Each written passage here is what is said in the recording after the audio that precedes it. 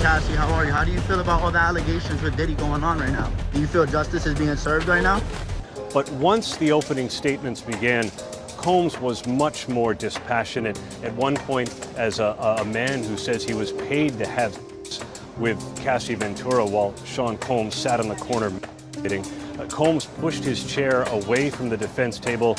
His arms went down and he crossed his legs, listening impassively to all of this. At that point, when the male was testifying, his daughters left the room. The anticipated trial against Sean Diddy Combs is now underway. It was a whirlwind day. A jury was seated. Opening statements were delivered, and the first two witnesses, a male escort and a former security guard, were called. The courtroom was packed, the air thick with scandal, and no one saw this coming. Just minutes into opening statements at Sean Diddy Combs' explosive trial, the prosecution dropped a bomb that shook the room silent. Cassie Ventura, the woman many hailed as the face of survival, the alleged victim in Diddy's sinister empire, was accused of being its engine. Not just a participant, not just a victim, but the one making the calls, booking the hotels, arranging the Freakoffs.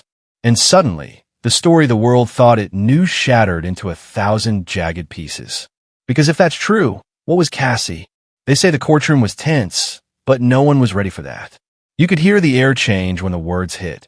Cassie, the woman long seen as the face of Diddy's alleged abuse, is now being accused of orchestrating some of those infamous freak-offs herself.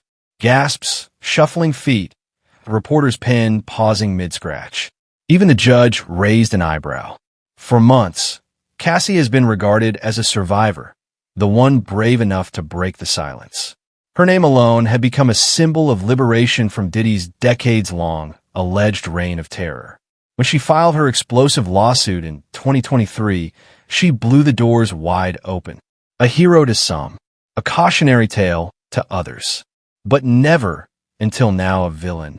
But in a stunning twist, the prosecution is now painting a much murkier picture. They claim Cassie wasn't just a passive participant or coerced victim. She allegedly played an active role in coordinating and recruiting women for the very same twisted encounters she accused Diddy of masterminding. Freakoffs, drug-fueled parties, intimidation masked as seduction. And suddenly, the narrative is shattered. Social media is in meltdown mode. Hashtag Protect Cassie is now competing with hashtag Cassie Complicit. The halo that once glowed with righteous fury is flickering under the harsh fluorescent lights of public scrutiny. Some say this is a desperate move by Diddy's legal team. Others argue it's the ugly complexity of abuse, that victims can become complicit in systems they feel powerless to escape. But one thing is clear, the courtroom just detonated a bomb, and nobody's walking out untouched. They call them Freakoffs, not parties, not orgies, not even sex work. Freakoffs were something darker, stranger, ritualistic. A system, a currency, a weapon. And at the center of it all, Sean Diddy Combs, orchestrating it like a twisted symphony, bathed in Ciroc, diamonds, and silence. What is a freakoff? According to multiple lawsuits and witness accounts, it was Diddy's name for private sex performances, where women were allegedly drugged, filmed, and made to perform for his entertainment and dominance. Sometimes these women were hired dancers. Sometimes they were models. Sometimes, allegedly, they were trafficked. Always they were selected and often, prosecutors now claim, by Cassie herself. This wasn't about sex. It was about control, power, submission. A culture where Diddy played God and everyone else revolved around his whims. His homes, his jets, his studios, these weren't playgrounds. They were pressure cookers. No one entered without permission, and no one left without a scar, whether physical or psychological. Now, here's where it gets disturbing. Prosecutors allege that Cassie, once Diddy's muse, protege, and longtime girlfriend, wasn't just along for the ride. She allegedly helped set the Freakoffs in motion, booking hotel rooms, messaging other women, coordinating the drugs, keeping the engine running while he sat on the throne. But that raises a brutal question. Was Cassie a collaborator or a cog trapped in Diddy's machine? Because let's be honest, she was 19 when he found her. A new face from Connecticut with a soft voice and MySpace heat. He gave her a hit single, a spot in his circle, and then allegedly took her freedom piece by piece. Can someone really consent when their entire life, career, and safety are controlled by the man demanding it? That's the knife edge this trial is walking. To some, Cassie is the ultimate victim, so brainwashed and beaten down that she operated under Diddy's command like a soldier. To others, she's part of the machinery, helping perpetuate the very abuse she later denounced. And the truth might be somewhere in the shadows between victim and enabler. Because in Diddy's empire, pleasure and pain weren't opposites. They were policy. Before the headlines, before the lawsuits, before the word Freakoff became part of the pop culture lexicon, there was a girl. Just 19. A face. A voice. A vibe. Her name? Cassie Ventura. A biracial beauty from Connecticut with a soft-spoken charm and a MySpace following that was quietly catching fire. It started like every music industry fairy tale. She was discovered by Ryan Leslie, a Harvard-educated producer with an ear for something different. He made the track, Me and You. It simmered online, sexy, minimal, hypnotic. It caught the attention of one man who could take it global, Sean Diddy Combs. And just like that, her life changed. Suddenly, she wasn't Cassie from New London. She was Cassie, the bad boy princess. Record deal, press shoots, runway appearances, Justin Dior shows, paparazzi shots outside Mr. Chow. She was living in the glow of a mogul. And that glow, it blinded everyone, including her. But underneath the glamour, something colder was forming. Subtle, creeping, controlling. Sources say Diddy quickly tightened his grip, first over her image. Her hair, shaved on one side, bold and edgy. A look people still associate with her, but many claim was not her choice. She didn't evolve. She was curated. Her sound? Minimal. Her interviews? Scripted. Her presence? Carefully policed. Then came the proximity rules. Diddy was always close. Too close. Allegedly telling her who she could talk to, who she could follow, where she could go. Everything she did, one insider whispered, went through him. And as her career stalled, their relationship deepened. Not in love, but in control. He became her producer, her boss, her boyfriend, her jailer. Cassie wasn't just a rising star. She was orbiting a man who already believed he was the sun. That's how it begins. Not with a slap, not with a scream, but with the door slowly closing while the cameras flash outside. And by the time she realized she wasn't free, it was already too late. It always started the same way. A text, a tap on the shoulder, a soft command dressed as a suggestion. Take this. The pill was never explained, just expected. Cassie didn't ask questions. Not anymore. Because by then, the answer didn't matter. You either played the game, or you disappeared. And when the man who controls your career, your money, your home, and your physical safety tells you to swallow something, you do it. She was 19 the first time. Young, isolated, and under the wing of a billionaire who made defiance feel like suicide. That's how it began. One pill, then two, and she stopped counting. And then came the Freakoffs. They weren't parties. Not really. They were performances. Diddy's private rituals, set behind velvet ropes and triple-locked hotel suites. Always at the London and West Hollywood, or the top floor of the London NYC. Sometimes at his Miami mansion. Locations changed. The setup didn't. Room dark. Music loud. Champagne sweating on silver trays. Cameras rolling. Always rolling. One-way mirrors, assistants at the door, and a bed in the center like a stage. Diddy watched. Sometimes he joined in. Sometimes he stayed silent. But he always orchestrated. And Cassie? She was always the centerpiece. Sometimes she brought the other girls. Sometimes he did. Sometimes she didn't even know their names. What mattered was that they performed. For him. For the footage. For the control. You weren't allowed to be tired. You weren't allowed to say no. Because saying no meant punishment. Cold silences. Public humiliation. Lost privileges. Maybe even violence. According to the lawsuit, Cassie was allegedly beaten, forced to shower on command, and surveilled like property. Her phone tracked. Her body bruised. And the worst part? She believed it was normal. That this was the price of proximity. Of fame. Of staying in the room where things happened. That's what abuse does. It rewires you. You stop asking if something is wrong and start asking what you did to deserve it. The Freakoffs didn't just break her down physically. They exhausted her mentally, spiritually. She was a puppet tangled in a web of pills, parties, and promises that never materialized. Because in Diddy's world, the routine was the power. And the drugs? They were just the lubricant to keep the machine running smoothly. There's a moment where the lies end, where spin can't save you, where even the most powerful man in the room loses control. Not behind closed doors, not in hushed whispers, but on camera. And that moment came in March 2016 at the Intercontinental Hotel in Los Angeles. The surveillance footage is grainy. There's no sound, but the silence is deafening. It begins in the hallway outside Cassie's suite. She's running, not walking, not storming off after a fight. Running, barefoot, panicked, dressed in a robe. She looks over her shoulder, and then there he is, Sean Diddy Combs, chasing her. The footage shows him lunging forward, grabbing her by the back of the head, slamming her against the wall. Not metaphorically, physically.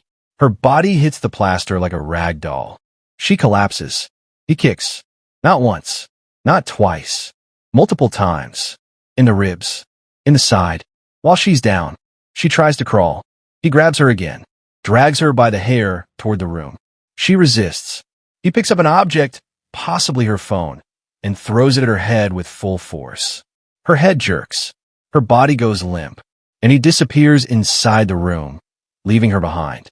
This is not gossip. This is not hearsay. This is recorded, documented, verified. And yet, for years, the world saw none of it. The video was buried deep by lawyers, NDAs, and the kind of money that doesn't just buy silence, it buys erasure. Until it didn't. In May 2024, CNN obtained the footage. The same footage the public had been told didn't exist. The same footage that was referenced but never revealed in Cassie's civil lawsuit. The truth, frozen in pixels. Indisputable, unforgivable, and it forced everyone to rewind, to revisit every rumor, every whispered story, every time Cassie showed up in public looking gaunt, vacant, exhausted. Because the horror on camera only confirmed what insiders had tried to scream into the void for years. Tiffany Red, a former songwriter who worked closely with Cassie during her bad boy years, didn't need the footage to believe. She'd already seen it, not with her eyes, but in the aftermath. She remembers Cassie showing up to sessions with dark circles under her eyes. Withdrawn, quiet, jumping at sudden noises, apologizing constantly. She was a ghost of herself, Tiffany said, like someone had slowly erased her from the inside out. And it didn't happen overnight. It was death by 1,000 cuts. Cassie's weight fluctuated wildly. She'd disappear for weeks at a time. When she came back, she seemed smaller, not physically, but emotionally, like someone had pressed mute on her personality. She stopped speaking freely, stopped laughing, stopped dressing how she used to. Every move felt calculated, approved, sanitized. There were rumors she was on meds. That Diddy controlled her prescriptions.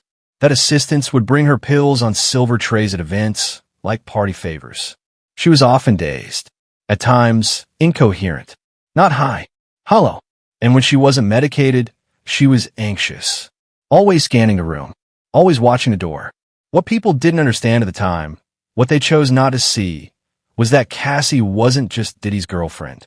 She wasn't his protege. She was his prisoner. In the Intercontinental video, that was the moment the prison walls cracked wide open for the world to see. No more denials. No more reputation management. No more he said, she said. The trauma was caught on tape. But what the camera couldn't show, what will never show, is the years of grooming that led to that night. The gaslighting, the threats, the mind games, the slow dismantling of a young woman's identity until she no longer knew where he ended and she began. Cassie survived. She got out. But make no mistake, she didn't walk away. She crawled. Through fear, through violence, through silence. And when she finally screamed, the world pretended not to hear her, until the footage made it impossible to ignore. Because sometimes it takes a video, a literal act of brutality, for the world to finally believe a woman who's been telling the truth all along.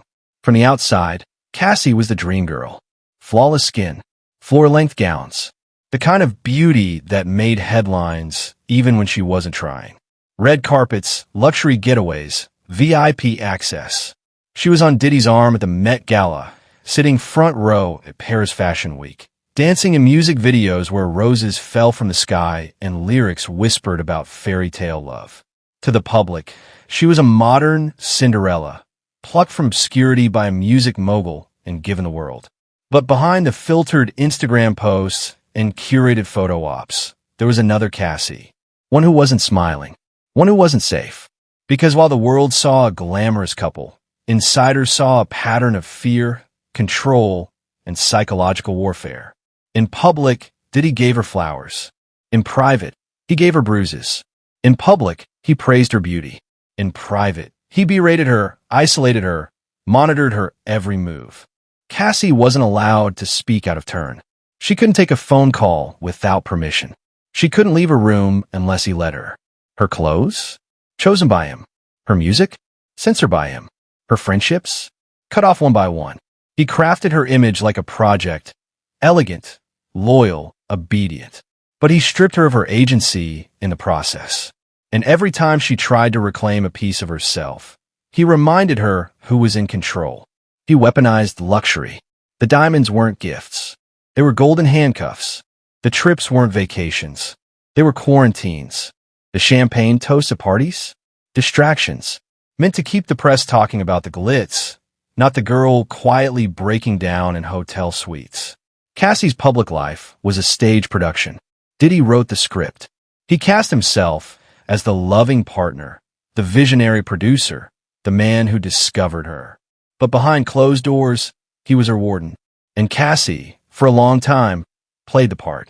Because when the world believes you're living a fairy tale, who's going to believe you when you say you're trapped in a nightmare? Her silence wasn't compliance. It was survival. And the mask she wore in public? That wasn't vanity. It was armor. Because for a woman controlled that completely, performance was the only thing she had left. Until she broke the script. Until she told the truth. And finally, the world saw both Cassies. In the court of public opinion, Diddy's name is circling the drain. But in the courtroom, he's not going down without a narrative. And that narrative has a twist. Because now, Cassie isn't just the victim. She's being painted as the architect. According to Diddy's legal team, she wasn't forced. She wasn't brainwashed. She was a willing participant, a woman who knew the game and played it. They allege she recruited the girls. She scheduled the travel. She arranged the meetings. In their version of events, Cassie wasn't the pawn. She was the partner. It's a chilling defense. And it's not new. In fact, the comparison everyone's whispering, and some are shouting, is Ghislaine Maxwell. Maxwell, the socialite turned accomplice to Jeffrey Epstein's empire of abuse, tried to argue she was manipulated too, controlled, groomed. But prosecutors said otherwise. They said she wasn't a victim. She was a collaborator, a facilitator of the very horrors she claimed to fear. So now, the question circles back to Cassie. Was she Ghislaine? Or was she just surviving? The truth? It might be somewhere in the gray. Because abuse, especially the kind rooted in psychological control, doesn't always look like handcuffs and locked doors. Sometimes it looks like luxury apartments, designer clothes, an invitation to power with a price tag in blood. Cassie was 19 when she met Diddy. 19. He was 37. He wasn't just older. He was established. Billionaire-level power. Entire careers rose and fell based on his approval. What chance did a teenage singer really have to say no? And over time, those lines blur. When saying yes is the only way to stay safe, is it really a choice? When your survival depends on keeping him happy, arranging the parties, playing the role, looking the other way, are you complicit? Or are you just protecting yourself the only way you know how? These are the uncomfortable questions the defense wants to exploit. Because if they can make Cassie seem like an equal player, even for a moment, they can muddy the waters. They don't need to prove she wasn't abused. They just need to create enough doubt that a jury hesitates. And doubt in a world where powerful men walk free every day, is all it takes. Cassie's story isn't black and white. It's trauma in grayscale. And the courtroom spin is designed to make her past look like a performance instead of a survival strategy. But for every accusation they twist, there's one brutal reminder the cameras captured. Cassie, on the ground, being kicked like an object. No spin in the world can edit that out. To understand how Cassie stayed so long, you have to stop asking, why didn't she leave? And start asking, why was it so dangerous to go? Because in Diddy's world, survival wasn't about escape. It was about endurance. And his power wasn't just personal. It was systemic. Sean Combs wasn't just a boyfriend. He was a brand, a billionaire, a boss. He had his hands in everything, from music to fashion to liquor to media.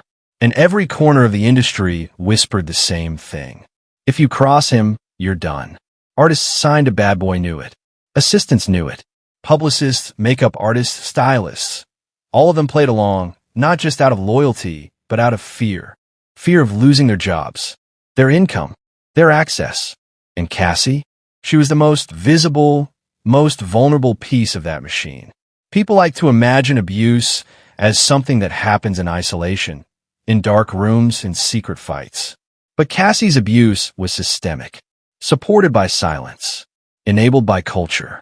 He wasn't just a man with a temper. He was a man with lawyers, with publicists, with entire boards of directors protecting the brand. The same brand that hosted lavish parties in her honor while hiding the bruises. The same brand that celebrated black excellence while silencing black women. The same brand that profited off her image and punished her when she tried to own it. And Cassie isn't the only one. She's just the first to scream loud enough to be heard. Because this isn't just about Diddy. It's about what happens when power goes unchecked for decades. It's about every assistant told to look away. Every executive who buried the NDA. Every radio host who kept playing the records because the ratings were too good. Survival in that world means making impossible choices. Stay and submit. Or leave and disappear. Cassie chose to survive. To play the long game. To gather her power in silence. And then detonate it when the time was right. And now, with the footage out, the lawsuits mounting, and the empire cracking, the question isn't just what did he do? It's how many people helped him do it. What happens when your abuser isn't just a person, but a system? When he owns your contract, your home, your money, even your public image. That's the world Cassie lived in. And for years, she didn't just survive it. She strategized within it. Because Sean Diddy Combs didn't just date Cassie. He controlled her. He signed her. He housed her. He styled her. He profited off her while isolating her from the world. And to everyone watching from the outside, it looked like luxury. But for Cassie, it was a gold-plated prison, and she was expected to smile through it. You see, abuse like this isn't always screaming and black eyes. Sometimes it's silence, invisible chains, a manipulation so complete, it convinces you that submission is safety. It's psychological warfare. Diddy had the resources to destroy careers, and Cassie knew it. He had the lawyers, the fixers, the money, and the industry. It enabled him. Labels kept quiet. Media looked away. Executives shook his hand while his victims stayed muzzled behind NDAs. So what do you do when leaving means losing everything? Your job, your apartment, your reputation, your safety? You comply. Not because you want to, but because you're calculating risk minute by minute. You go to the parties. You take the photos. You wear the clothes he picks. You post what he tells you to post. You smile for the cameras, even when your spirit is crumbling. It's not consent. It's survival. And that's what people don't understand. Cassie's quiet compliance wasn't weakness. It was resistance in disguise. A slow, strategic endurance.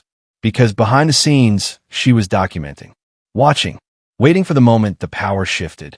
And when it finally did, she moved. Fast. The lawsuit, the evidence, the courage, all of it came from years of storing pain in silence and turning it into leverage. Cassie wasn't rescued. She rescued herself from a man who didn't just want her devotion, but her erasure. This is what systemic abuse looks like. Not just bruises, but contracts. Not just violence, but ownership. And in the end, Cassie's greatest rebellion wasn't escape. It was survival on her own terms. This isn't just another celebrity lawsuit. This is a slow, public autopsy of an empire. What's happening to Sean Diddy Combs isn't just legal, it's existential. For the first time in his decades-long reign, the question isn't how much he owns or how much he's worth. It's, will any of it survive? Because this trial and the mounting investigations around it aren't just chipping away at a man's reputation. They're pulling the mask off an entire mythology. The mogul, the tastemaker, the king of reinvention, the man who built Bad Boy, launched Ciroc, danced at the VMAs, dated Hollywood's finest, threw the parties, signed the stars, and redefined what black wealth looked like on a global stage. That Diddy? He's under siege. Because the allegations now, the ones tied to Cassie, the ones from other women, the rumors, the raids, the lawsuits, they don't just suggest misconduct. They suggest structure. They suggest intent. They paint a picture of a man who didn't just make bad choices. He allegedly built a system to protect and enable those choices. So what's really at stake for Diddy? Let's be clear. His empire. If even a portion of these claims hold weight, we're talking asset seizures, bankruptcies, label dissolutions, and entire business divisions burned to the ground. His legacy, that hip-hop hall of fame narrative, rewritten in real time. The cultural icon becomes a pariah. The legend becomes the example, not a success, but of downfall. And most of all, his freedom. This isn't just a civil matter anymore. With federal investigations in play and new claims involving human trafficking and possible RICO violations, Diddy isn't just fighting for his name. He's fighting to stay out of the cell. But Diddy isn't the only one on trial. Cassie is too. Not in the legal sense, but in every other way that matters. This trial, this moment, this backlash, it's about her survival too. About whether the world will let her be something more than just the ex. Whether she'll be believed. Whether she can finally reclaim her name. For over a decade, Cassie Ventura was a shadow. Pretty, quiet, mysterious. She wasn't loud. She didn't speak. And in the music world, that silence was taken as weakness, as complicity, as irrelevance. But when she filed that lawsuit, she didn't just speak. She detonated a narrative that had protected one of the most powerful men in entertainment for decades. She told the world, this wasn't a relationship. It was a regime. And in doing so, she placed herself in a storm that few survive. Because now everything about her is up for debate. Why didn't she leave? Why didn't she say something sooner? Why did she post happy photos? Why did she settle? People will dissect every move she made, every outfit she wore, every career decision, every silence. And that's the trap for so many survivors. You're forced to prove your pain, to justify the years you stayed, to relive your trauma for strangers who feel entitled to judge how you endured it. That's what's at stake for Cassie. Her reputation. Whether she walks away as a woman who was controlled and abused, or a woman dismissed as bitter, greedy, or complicit. Her redemption, not just in the public eye, but personally. Whether she can make peace with the years she lost and find a future beyond this case. Her redefinition. Whether she'll forever be attached to Diddy's shadow, or finally recognized as someone who fought, who survived, and who changed the game by speaking out. But here's the question no one wants to ask. What if neither of them wins? What if the case gets buried in red tape? What if Diddy settles again, and the truth never sees a courtroom? What if Cassie's bravery becomes just another headline? A footnote in a culture that chews up stories like these and moves on by Monday? Because we've seen it before. Famous men weather storms. They lay low, pivot brands, launch apologies, and somehow they come back. Meanwhile, the women who spoke out, they disappear. Their names tied to trauma. Their identities reduced to accuser. Their careers quietly erased. So let's be honest. Justice isn't guaranteed. Not in this country. Not in this industry. The system is designed to exhaust victims. To protect power. To wait it out until the public forgets. And if the system works the way it usually does, Diddy walks. Cassie fades. And the cycle continues. Just a little smarter, a little more hidden, a little more cruel. But something is different this time. There's video. There's a pattern. There are multiple women. There are raids, subpoenas, and sealed indictments rumored behind closed doors. And there's momentum, a cultural shift that says, we're watching now, we remember. So what does this trial mean? Everything. Not just for the people involved, but for the message it sends to everyone watching. Can fame still erase accountability? Can survivors still be silenced by shame? Or is this the moment when a man who once controlled the narrative loses control of it entirely? This isn't just about guilt or innocence. It's about belief, about consequence, about power finally being forced to answer for the pain it causes. Will Diddy fall? Will Cassie rise? Or will they both be crushed by a system that punishes truth just as hard as it punishes lies? We don't know yet. But whatever the verdict, this trial is already changing the rules. And no matter who walks away clean, the empire will never be the same. The courtroom isn't the only battleground. Outside the legal filings, the depositions, the raids, and the settlements, there's another trial unfolding. A messier one, a louder one, a trial in the court of public opinion, where truth is blurry, emotions run hot, and everyone thinks they have the facts. And in that court, this case has become a cultural earthquake. Because the second Cassie's allegations hit the headlines, the floodgates opened. Not just about Diddy, but about everything he represents.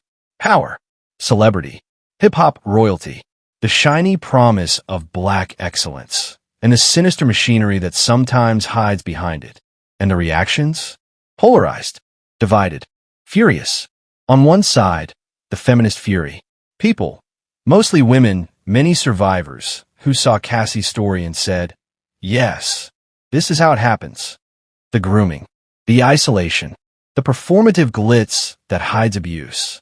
They've been loud, vocal, unrelenting, demanding accountability, calling for investigations, pushing past the silence that protected men like Diddy for decades. They're not just backing Cassie. They're backing every woman who stayed too long. Every woman who was told, you knew what you were signing up for. Every woman who feared no one would believe her because her abuser was rich, charming, and loved by the culture. On the other side, the defenders, the skeptics, the conspiracy theorists, the ones saying, why now? Why after a settlement? What does she want? Or worse, the ones spinning the real villain as something else entirely. Some claim it's a takedown of a successful black man. That Diddy is the latest in a long line of targets. That this is less about justice and more about control, corporate agendas, deep state setups, or industry coups. They question the timing, the money, the media coverage. And when the Homeland Security raids happened, that was gasoline on the fire. Suddenly, Twitter and YouTube filled with rumors. This isn't about Cassie. This is about trafficking. The elites are after him. And then, who's next? Because Diddy doesn't exist in a vacuum. He's part of a lineage of moguls, of gatekeepers, of men who shaped the soundtrack of the culture while holding secrets behind closed doors.